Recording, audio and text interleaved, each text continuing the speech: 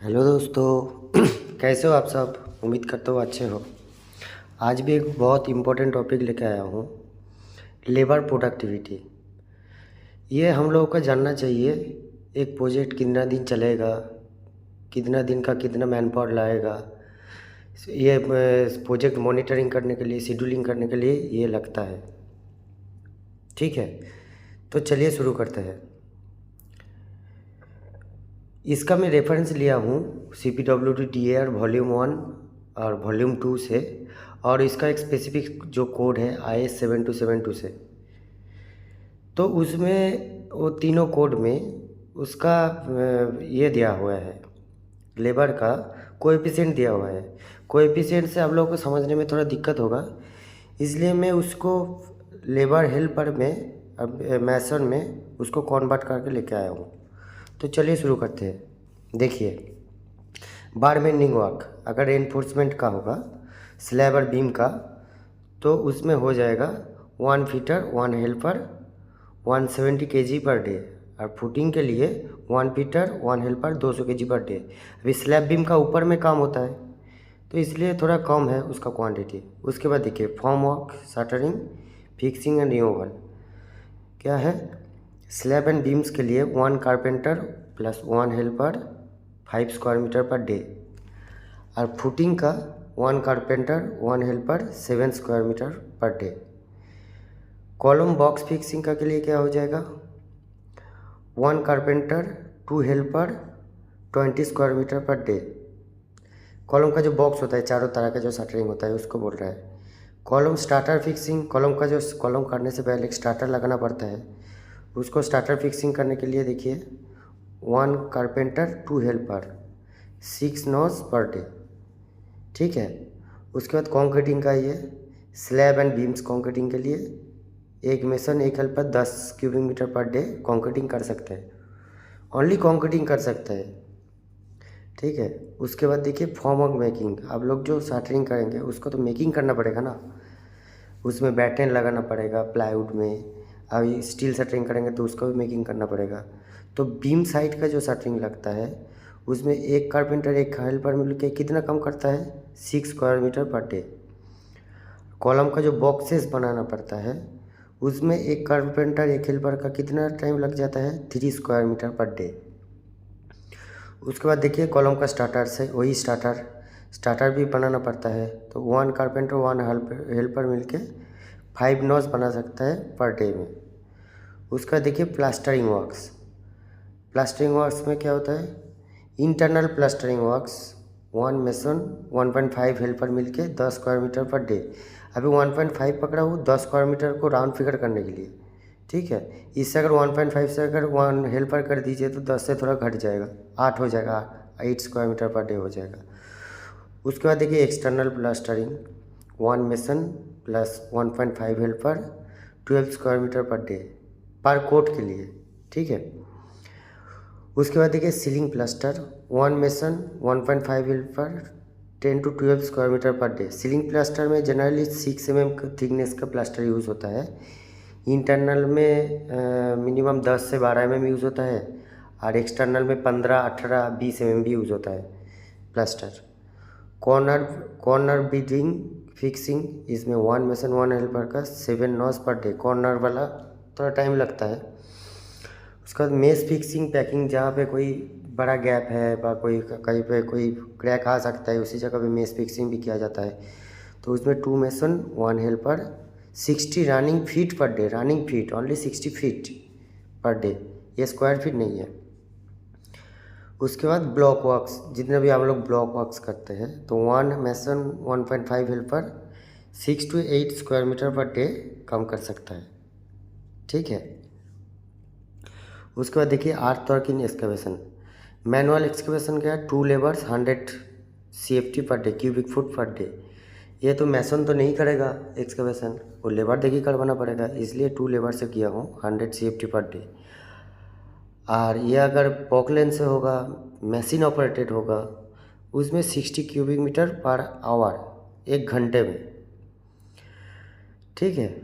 उसके बाद क्या होता है, MS वर्क्स माइल स्टील का जो काम होता है, विंडो ग्रिल, अगर आप 1800 बाई 1400 का साइज का आप 3 विंडो लगा सकता है, एक मेसन और 1.5 हेल्पर लेके। उसके बाद क्या है, बैल्कोनी का हैंडल फिक्सिंग, वो भी 2400 बाई 900 mm का। तो 1 मेसन और 1.5 हेल्पर का 2400 बाई 900 mm का 5 नोज लगा सकता है एक दिन में, ठीक है।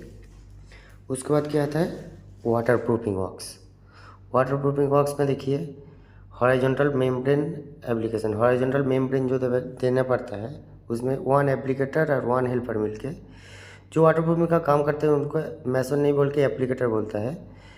1 एप्लीकेटर और 1 हेल्पर मिलके 150 स्क्वायर मीटर पर डे काम कर देगा। और वर्टिकल मेम्ब्रेन के लिए जहाँ पे वर्टिकली कहीं पे आप वाटर प्रूफिंग करेंगे, और हॉरिजॉन्टल आप फ्लोर में स्लैब में कर सकते हैं।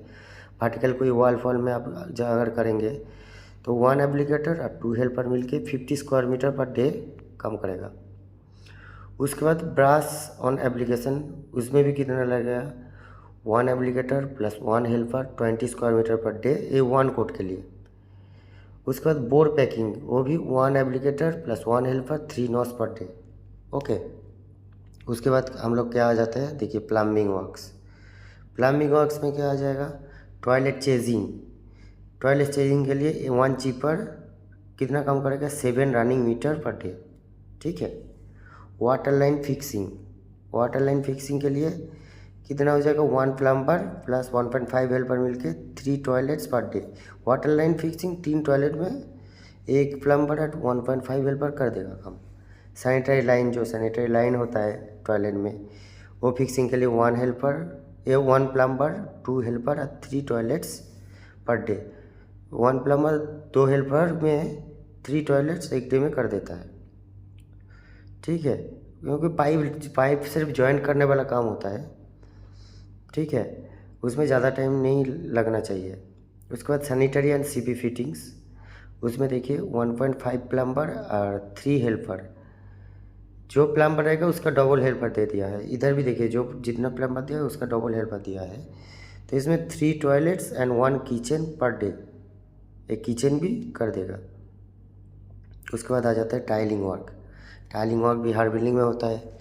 टॉयलेट का जो डैडो बनाता है, ठीक है, डैडो के लिए देखिए 80 स्क्वायर फीट पर mason per day, 80 square feet बिठा देगा डैडो में। डोर जैम में देखिए 30 running foot per mason per day, ठीक है। जैम 2 साइड का होता है, डोर का 2 साइड होता है जैम। उस साइड में देखिए थोड़ा पतला पोर्शन रहता है वॉल का साइड में, वहाँ का बोलता है डोर जैम्स। 30 रनिंग मीटर नहीं, running foot per mason per day. उसके बाद टॉयलेट का स्कार्टिंग देखिए 45 running foot per mason per day. Toilet flooring देखिए 90 स्क्वायर फुट हो जाएगा। और स्कार्टिंग होता है हर टाइम रनिंग मीटर में, ये तो रनिंग फुट में, इसलिए 45 रनिंग फुट। और टॉयलेट जो फ्लोरिंग होता है स्क्वायर फुट में होता है, इसलिए ये क्या हो जाएगा, 90 square foot per mason per day. उसके बाद balcony skirting 50 running foot per mason per day. उसके बाद देखिए vitrified flooring straight joints 100 square foot per mason per day, vitrified flooring के लिए। उसके बाद देखिए विट्रीफाइड फ्लोरिंग डायगोनल जॉइंट्स के लिए, डायगोनल जॉइंट्स थोड़ा टफ है इसलिए थोड़ा टाइम ज़्यादा लगता है, तो 90 square foot per mason per day. उसके बाद देखिए vitrified स्कार्टिंग 70 running foot per mason per day, ठीक है।